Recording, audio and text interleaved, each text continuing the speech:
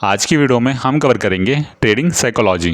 Trade करते वक्त हमारा माइंडसेट कैसा होना चाहिए और हम अपने इमोशन को कैसे कंट्रोल करें। उसके लिए इस वीडियो में हम 2 टास्क देखेंगे जिससे हम अपनी ट्रेडिंग साइकोलॉजी को इम्प्रूव कर सकें और ट्रेड करते वक्त हम अपने इमोशन को सही डायरेक्शन दे सकें। देखिए, सबसे पहले हमारा टास्क ये होगा, पहले ये डिसाइड करना पड़ेगा कि हम किस टाइप के ट्रेडर बनना चाहते हैं।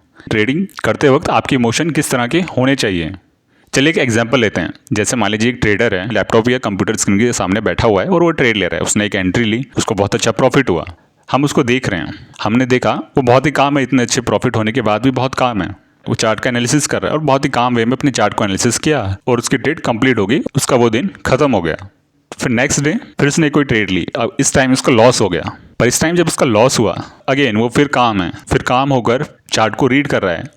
जितना उसको लॉस हुआ उसको क्लोज करके वो मार्केट से एग्जिट हो जाता है और उसका दिन वहाँ पे खत्म हो जाता है। क्या ये एक आइडियल ट्रेडर की साइकोलॉजी हो सकती है? और जो मैं इस वीडियो में बता रहा हूँ, एक जर्नल, आपको एक आइडिया दे रहा हूँ कि इस तरह से हम अपने इमोशन को एनालिसिस कर सकते हैं और इम्प्रूव कर सकते हैं। अगर आपको ये आइडिया अच्छा लगता है और आप इसको अपनाना चाहते हैं तो बिल्कुल अपनाइए और उसको यूज़ करिए। फिर आप बताइए इसको, आपको कैसा लगता है, आपको कैसा लग रहा है, आप में इंप्रूवमेंट हो रहा है। अगर नहीं हो रहा है तो आपको ये आइडिया चेंज करना पड़ेगा, आपको अपने तरीके से कुछ अपना एक आइडिया बनाना पड़ेगा, पर एक आइडिया जरूर बनाएं। ट्रेडिंग में साइकोलॉजी बहुत इंपॉर्टेंट होती है। ये आपका ट्रेड मैनेजमेंट का पार्ट आएगा। देखिए, आपने एनालिसिस लिया, आपने एंट्री ले ली, सही है। एंट्री लेने के बाद एग्जिट होने तक आपको किस तरह से मैनेज करना है ट्रेड। देखिए, हमारी ट्रेड लेने के बाद ऐसा नहीं होता कि प्राइस हमारे लेते ही स्ट्रेट लाइन में ऊपर चला जाएगा और हमारा टारगेट हिट कर देगा। ऐसा बिल्कुल नहीं होता। चार्ट ऊपर जाएगा, पुल बैक आएगा, फिर थोड़ा रेस्ट करेगा। उसमें आपको जो प्रॉफिट दिख रहा होता है शुरू में, हो सकता है वो कम हो जाए। पुल बैक आते ही वो आपका प्रॉफिट कम हो जाए, तब आपके इमोशन कैसे रहेंगे? हम इमोशन को मैनेज करना और इग्नोर नहीं कर सकते हैं। हमें उस पर भी ध्यान उतना ही देना है जितना हम स्ट्रैटेजी पे देते हो। मेरा तो मानना है हमें ट्रेडिंग साइकोलॉजी पे ज़्यादा ध्यान देना चाहिए। चलिए अभी टास्क 2 देखते हैं कि हमें दूसरे क्या एक्टिविटीज़ से हमारी ट्रेडिंग साइकोलॉजी इंप्रूव हो सकती है। टास्क 2 है कि हमें लाइव मार्केट पर अपने इमोशन को ऑब्जर्व करना, हमें उनसे अवेयर होना है। लाइव चार्ट को देखकर किस पॉइंट पर हमारे इमोशन कैसे होते हैं। देखिए, अगर हम जानेंगे, उसको एक्सेप्ट करेंगे कि हमारे इमोशन इस पॉइंट पर ऐसे होते हैं, तभी हम उस पर काम कर पाएंगे, तभी हम उनको मैनेज कर पाएंगे। देखिए, जैसे प्राइस ने यहाँ पर हाई बनाया, जैसे आप देख सकते हैं यहाँ पे एग्रेसिव मूव किया था प्राइस ने, अब पुल बैक आ रहा है। सेलर नीचे गया और यहाँ पे बायर ने एग्रेसिव मूव किया और मान लीजिए हमने यहाँ कहीं ट्रेड एग्जीक्यूट करी। देखिए, ये स्ट्रेटेजी हम प्रीवियस वीडियोस में डिस्कस कर चुके हैं। मान लीजिए हम इस पॉइंट पर एंट्री लेते हैं और हमारा टारगेट ये होता है, तो अब हमें यहाँ पर अपने इमोशन को ऑब्जर्व करना है। देखिए, ये एक्टिविटी आप लाइव मार्केट पर कीजिएगा। तो देखिए, मान लीजिए हमने यहाँ पे एंट्री ली, हम यहाँ पर आए। देखिए, जब प्राइस यहाँ पर पहुँचेगा, हमारे PNL में एक अच्छे से प्रॉफिट दिखेगा। जैसे रेड कैंडल आएगी, हमारा प्रॉफिट डिक्रीज करता हुआ दिखाई देगा।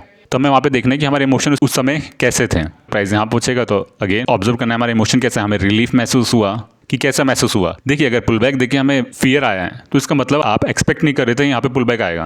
पुल बैक लेता है तो हमें फियर महसूस हो रहा है और फेवर में जाता है तो हमें रिलीफ महसूस हो रहा है। इसका मतलब ये होता है कि चार्ट को रीडिंग करने में हमारी कहीं प्रॉब्लम है, हम उसको नहीं रीड कर पा रहे। छोटे मूव भी हमारे इमोशन को ऊपर नीचे कर रहे हैं, इससे ये पता चलता है। अब जैसे मान लीजिए हमने एंट्री ली थी यहाँ पर, और अगर हम यहाँ पर एग्जिट हो जाते हैं, लाइव मार्केट में देखेंगे तो रेड कैंडल बन रही होगी, हम यहाँ पर एग्जिट हो जाते हैं। प्राइस गया था यहाँ तक, हमारा प्रॉफिट हो सकता था यहाँ तक, पर हुआ नहीं, वो हो गया बस यहाँ तक। इस पॉइंट तक हमारा प्रॉफिट रह गया।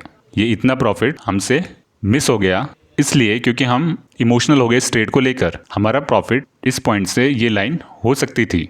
ये हम एक एग्जांपल ले रहे हैं। अगर हमने इस तरह से ट्रेड किया होता, इस स्पाइक को देख के इमोशनल हो गए और हमारा प्रॉफिट बस इतना ही रह गया। तो देखिए, इसलिए ही इंपॉर्टेंट हो जाता है कि हम ट्रेडिंग साइकोलॉजी पर भी उतना ही ध्यान दें जितना हम स्ट्रैटेजी के लिए ध्यान देते हैं। ये आप एक सिचुएशन लेके देखिए। मान लीजिए 2 ट्रेडर हैं, उनको हमने सेम स्ट्रैटेजी दी, सेम प्राइस पॉइंट दिया और दोनों ने सेम जगह एंट्री भी ली, दोनों का टारगेट भी सेम है। पर उस ट्रेड को मैनेज करने के लिए, देखिए, जब हम ट्रेड मैनेजमेंट बोलते हैं तो उसमें 2 चीज़ आती है। पहला तो हमें चार्ट को एनालिसिस करते रहना है। जब हम ट्रेड में एंटर कर चुके होते हैं, उस समय चार्ट को एनालिसिस करना, उस समय प्राइस को देखना, प्राइस को ऑब्जर्व करना और एनालिसिस करना, और साथ साथ में इमोशनल को भी मैनेज करना। इन दोनों को मिलाकर ही ट्रेड मैनेजमेंट बनता है।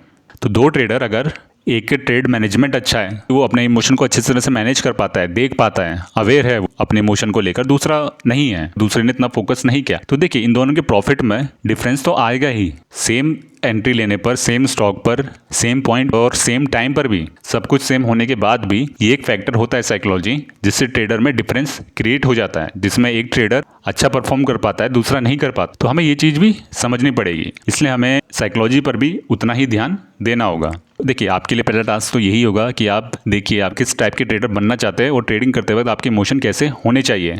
ये आप इसको एक जगह लिखिए, इसको इमेजिन कीजिए कि वो कैसा होगा। दूसरा, फिर आप अब लाइव मार्केट में ऑब्जर्व कीजिए कि अभी प्रेजेंट में आपके इमोशन कैसे हैं और किस किस पॉइंट पर कैसे होते हैं। देखिए, अगर आप लाइव मार्केट में किसी कारण से नहीं कर पाते हैं तो आप इसको इस तरह से भी कर सकते हैं। यहाँ पे मान लीजिए आपने एंट्री ली, तो आप इस चार्ट को हाइड कर दीजिए और आप फिर इसको एरो की मदद से चार्ट को इस तरह से आगे बढ़ा के देख सकते हैं। जैसे पुल बैक आया तो अब आपके इमोशन कैसे होंगे, तब आप इसको लिखिए कि आप इसको ऑब्जर्व कीजिए और उस समय आपके थॉट्स क्या चल रहे होते हैं। देखिए, ट्रेडिंग स्ट्रेटजी के साथ साथ हमें अपनी ट्रेडिंग साइकोलॉजी को भी इम्प्रूव करना होगा अगर हम एक प्रॉफिटेबल ट्रेडर बनना चाहते हैं। ट्रेडिंग साइकोलॉजी के ऊपर ये वीडियो आपको कैसी लगी आप कमेंट सेक्शन में जरूर बताइएगा। देखिए, इस चैनल पर ये एक नया प्लेलिस्ट ऐड की जाएगी ट्रेडिंग साइकोलॉजी से रिलेटेड, ये वीडियो आपको उसमें मिल जाएगी।